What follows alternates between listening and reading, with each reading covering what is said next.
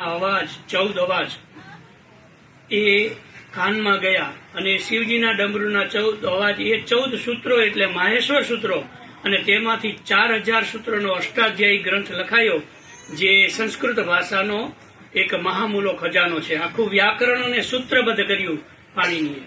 તો આવા મંત્ર સ્વરૂપ એ મંત્રની કક્ષા ધરાવે છે આ માહેશ્વર સૂત્રો।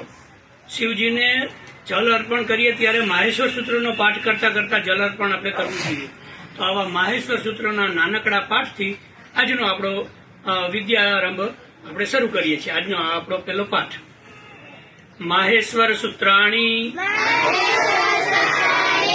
અયણ રોલરૂપ એવં અયૌચ અય ભારત લણ ન્યમંગણનમ જભઈ ગડદશ જબ ગડદશ ખફ છઠથ ચટતૌ